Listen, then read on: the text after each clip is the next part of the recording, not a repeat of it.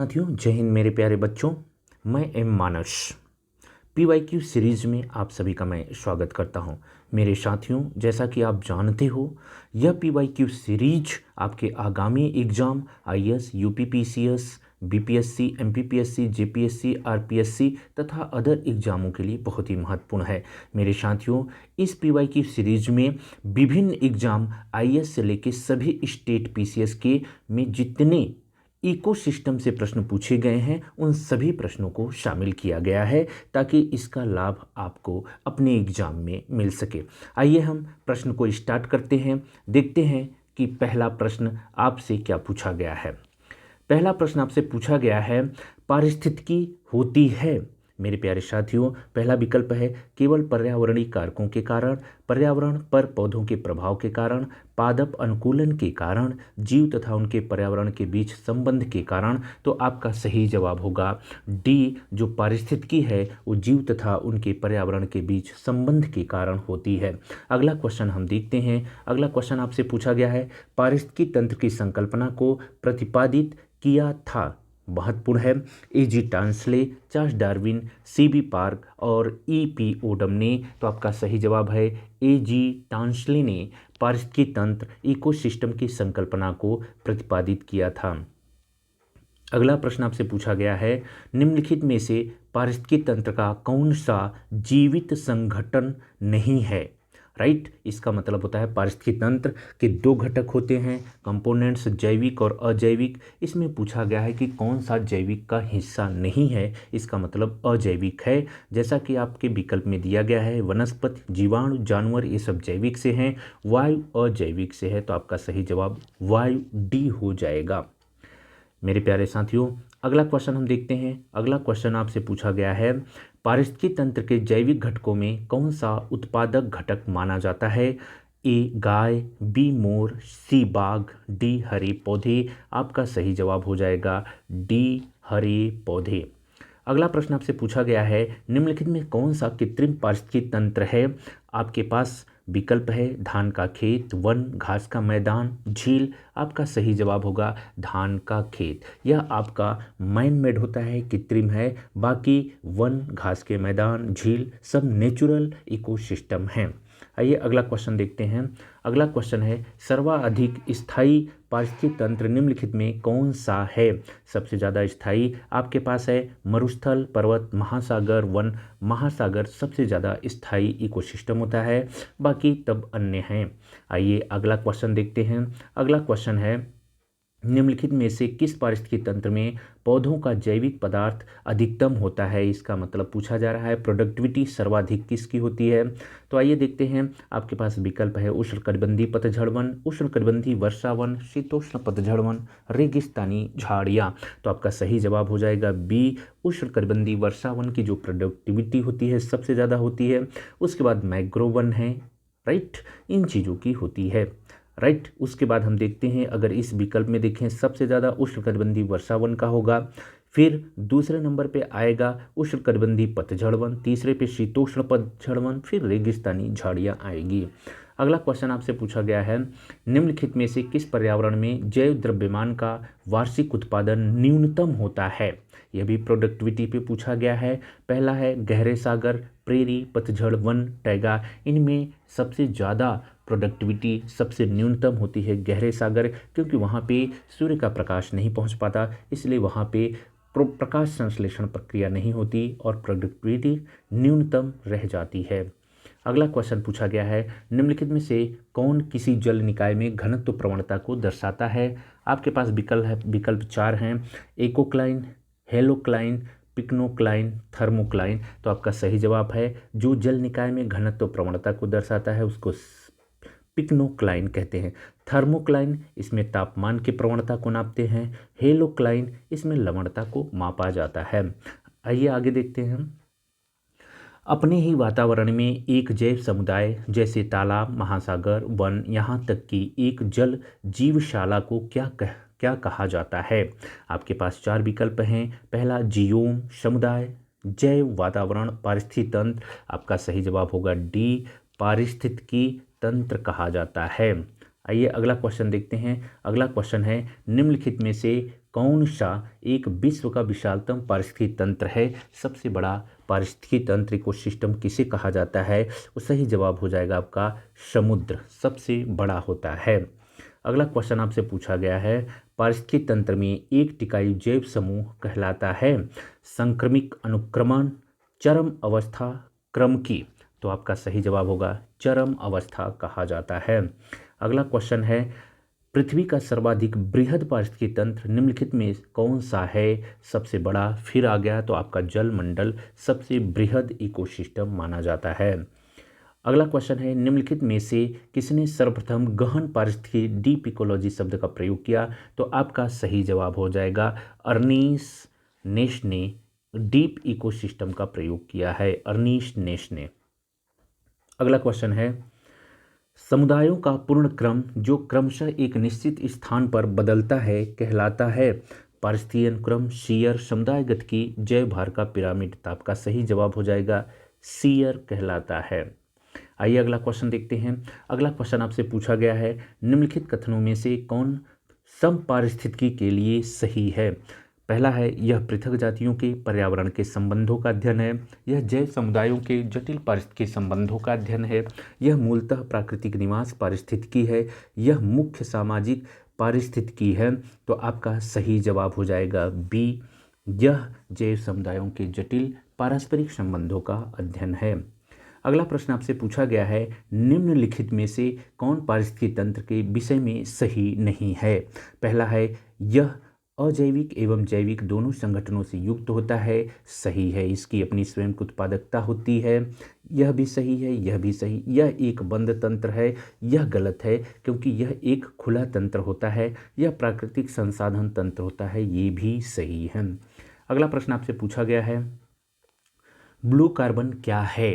पहला है, महासागरीय और तटीय पारिस्थितिकी तंत्रों द्वारा प्रगृहीत कार्बन, वन जैव मात्रा और कृषि मृदा में प्रच्छादित कार्बन, पेट्रोलियम और प्राकृतिक गैस के अंतर्विष्ट कार्बन, वायुमंडल में विद्यमान कार्बन। आपका सही जवाब हो जाएगा महासागर और तटीय पारिस्थितिकी तंत्र द्वारा प्रगृहीत कार्बन को ब्लू कार्बन कहा जाता है।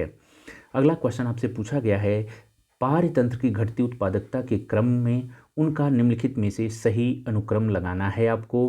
पहला है, आपको देखना है कि जो प्रोडक्टिविटी है वो घटते क्रम में लगाना है। सबसे ज़्यादा किसका है? मैंग्रोव वन का है, आप जानते हैं। फिर घास का मैदान, स्थल, झील और महासागर। आपका सही जवाब सी हो जाएगा, मैंग्रोव, घास, स्थल, झील, महासागर। राइट। अगला क्वेश्चन आपसे पूछा गया है, पारिस्थितिकी संवेदी क्षेत्रों के संदर्भ में निम्नलिखित में से कौन सा कथन सही है?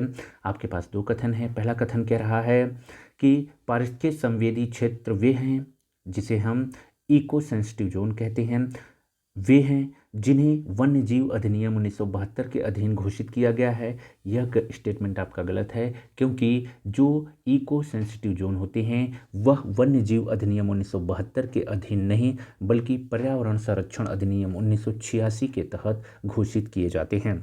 दूसरा कथन है, पारिस्थितिकी संवेदी क्षेत्र को घोषित करने का प्रयोजन है उन क्षेत्र में केवल कृषि को छोड़कर सभी मानव क्रियाओं पर प्रतिबंध लगाना। यह पूरी तरह गलत है क्योंकि वहाँ पे कृषि कार्य भी प्रतिबंधित होता है, इसलिए कथन 1 और 2 दोनों सही नहीं हैं। अगला प्रश्न आपसे पूछा गया है, पारिस्थितिकी तंत्र से संबंधित निम्नलिखित कथनों पर विचार कीजिए। आपके पास 4 कथन दिए हुए हैं। राइट, इन कथनों को हम देखते हैं। पहला कथन क्या कह रहा है? पहला कथन कह रहा है कि पारिस्थितिकी तंत्र शब्द का प्रयोग सर्वप्रथम एजी टांसले ने किया था। बिल्कुल, हम जैसा कि अभी पीछे क्वेश्चन किए भी कि इकोसिस्टम शब्द का सर्वप्रथम प्रयोग एजी टांसले महोदय ने किया था, तो ये कथन आपका सही है। दूसरा, जो जीव अपना भोजन स्वयं उत्पादित करते हैं उन्हें स्वपोषित कहते हैं, ये भी कथन सही है। प्रकाश संश्लेषण की प्रक्रिया द्वारा उपभोक्ता अपने भोजन का उपयोग करता है, यह गलत है क्योंकि प्रकाश संश्लेषण प्रक्रिया फोटोसिंथेसिस प्रोसेस द्वारा उपभोक्ता नहीं बल्कि प्रोड्यूसर अपने भोजन का निर्माण करते हैं, जैसे हरे पेड़ पौधे। वियोजक अकार्बनिक पदार्थ को कार्बनिक पदार्थ में परिवर्तित करते हैं, यह भी गलत है। वियोजक का मतलब होता है अपघटक यानी डिकम्पोजर। ये कार्बनिक को अकार्बनिक में बदलते हैं, न कि कार्बनिक को अकार्बनिक में। राइट। तो इस तरह से आपसे प्रश्न पूछे जाते हैं। तो मेरे प्यारे साथियों, जैसा कि आप जानते हो, इसमें IAS, UPPCS, RO, ARO, BPSC, MPPSC, RPSC, JPSC, जितने स्टेट पीसीएस एग्जाम हैं जहाँ जहाँ से प्रश्न पूछे गए हैं उन सारे प्रीवियस ईयर प्रश्नों को शामिल किया गया है ताकि आप इसका लाभ ले सके अपने आगामी एग्जाम में। आइए अगला क्वेश्चन देखते हैं। अगला प्रश्न क्या है? अगला प्रश्न है, जैववानिकी के संबंध में निम्नलिखित कथनों में से कौन सा सही है? पहला कथन है, इसका शाब्दिक अर्थ जीवन का प्रबंध है। यह गलत है, बिल्कुल नहीं होता। यह पारिस्थितिकी का पर्याय है, बिल्कुल सही है। यह पारिस्थितिकी तंत्र के मूल्य पर बल देता है जो मानव तंत्रों को प्रभावित करते हैं। यह भी सही है। तो आपका सही जवाब हो जाएगा 2 और 3 आपका सही जवाब होगा। अगला क्वेश्चन देखते हैं। अगला प्रश्न है, निम्नलिखित में से कौन सा एक सही वर्ग की पदानुक्रम है? सही तरीके से, जो सिस्टमेटिक तरीके से समझाया गया है इस क्रम को, इसमें हम देखेंगे आपका सही जवाब होगा डी। जगत, संघ, वर्ण, गण, कुल, वंश और फिर अंत में आती हैं जातियाँ। राइट, ये घटते हुए क्रम में है। आइए आगे देखते हैं। अगला क्वेश्चन है, निम्नलिखित युग्मों में कौन सा सही सुमेलित है? राइट, पर्वत सर्वाधिक स्थायी पारिस्थितिक तंत्र है, गलत, जैसा कि हमने अभी पीछे किया था। महासागर सर्वाधिक स्थायी पारिस्थितिक तंत्र होते हैं। बी है, अजैविक अवयव जीवाणु होते हैं, ये भी गलत है क्योंकि जैविक अजैविक 2 घटक होते हैं। जब हम अजैविक की बात करते हैं तो उसमें जीवाणु नहीं आते, ये जैविक के अंतर्गत आते हैं। अजैविक के अंतर्गत जैसे तापमान, वायु, विभिन्न गैसें, ये सब कुछ शामिल हैं। हरे पौधे पारिस्थितिक तंत्र से बिल्कुल इनका संबंध पारिस्थितिक इकोसिस्टम से है। वृक्ष ग्लोबल वार्मिंग, ये गलत है। वृक्ष का संबंध ग्लोबल वार्मिंग से नहीं है बल्कि ग्लोबल वार्मिंग से विभिन्न गैसों का संबंध है। आइए अगला क्वेश्चन देखते हैं। निम्नलिखित में से कौन आहार श्रृंखला का निर्माण करता है? तो इसमें हम देखते हैं एक निश्चित आहार श्रृंखला बनाता हो, उसमें घास है, बकरी है और मानव है। घास को बकरी खाती है और बकरी को मानव खाता है, एक सही आहार श्रृंखला है।